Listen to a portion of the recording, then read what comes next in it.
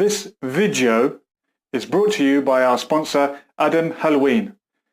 Adam, أهلا وسهلا حبيبي, نحن إخوان.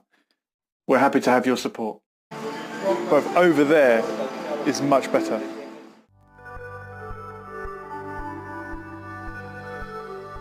Saw the guy in the gym training wearing a face mask, and we thought, wow, I wish I had balls as big as him. Tommy Boyd, when someone phoned up and was being abusive or something, he goes, "Are you a character? Do you think you're a bit of a character phoning up and talking like that?" In other words, some people are doing things for the reaction. It's not really them. I see it in school all the time, and I will confront it and say, what are you really angry about? Are you really angry about something else? Without being too personal, because what they're angry about might be something really bad or whatever. But I'll say, look, has something happened that's made you upset, and you're bringing that emotion with you to school today, and it's preventing you from learning or whatever.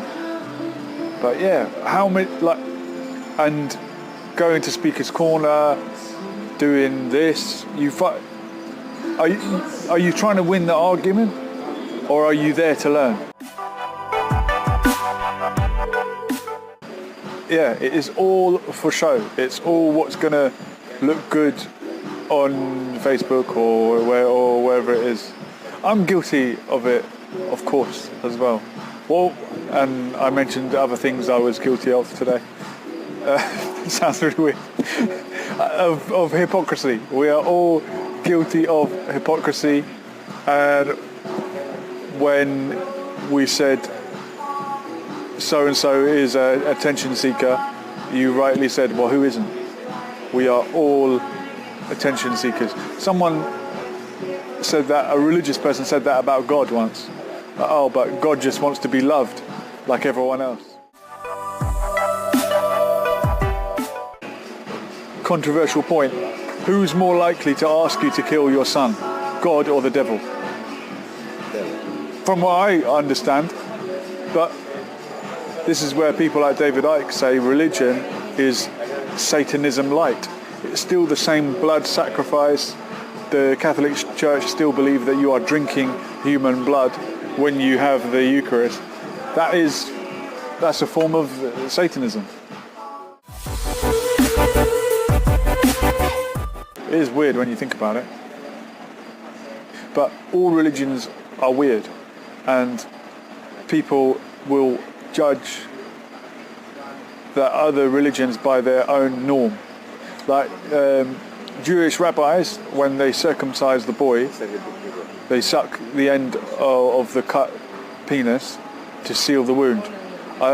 Saliva probably does have some natural disinfectant in it. Or maybe more. But if they're infected with herpes, the boys are getting herpes. Or if they've got some disease that you can buzz on, then obviously it is causing a problem. And this story came up on Facebook, and stupid people with Muslim names were making anti-Semitic comments and saying, look what they do, Yahud, this and that. Well, look how weird it is. What is weirder? Sucking the penis or cutting a piece off it? Step up, because it's normal in their culture, that doesn't seem weird. But take a step back and look at what you're looking at. All cultures wear some form of clothing, but how much you wear varies from culture to culture, and it's very weird for women to go topless in some cultures, and it's very normal in others.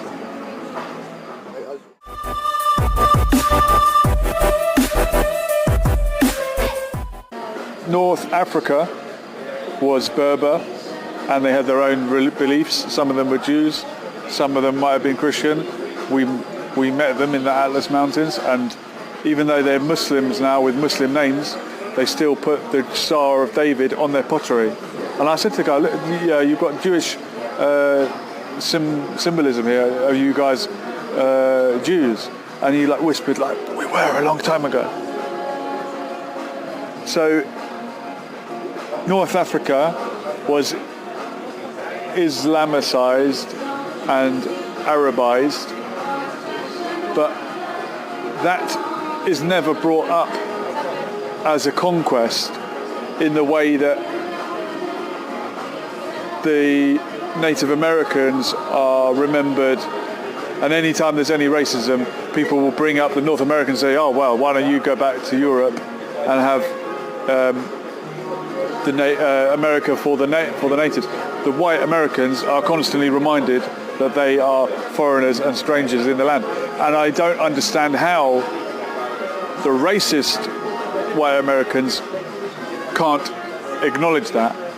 And as I said to the guy in London, if you don't want your... Well, he's British, so it doesn't matter, but he brought up America as a talking point of Donald Trump isn't going to allow people into their borders. He doesn't want his civilization wiped out, but his civilization did wipe someone out. If anything, you can say the Native Americans had the first say on who that country belongs to. But well, I'm in dangerous territory because certain people will feed Berber nationalism, will feed Kurdish nationalism as a rival to Arab nationalism. Other people will feed Islamism as a rival to Arab nationalism, or vice versa. What is the answer? If everyone unites under one banner, the New World Order, then you have nothing. You're going to lose all these different identities, but certainly something pits these identities against each other.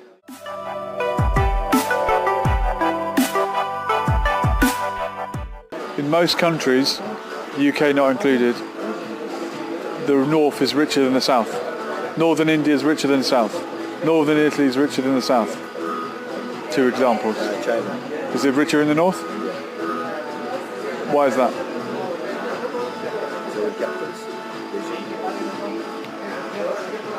If people originated in Africa, as genetics would suggest, people travelled north. The further north you went, the more advanced you got. So the most advanced people, technologically or whatever, as you say, Russia was ahead of Uzbekistan, were further north.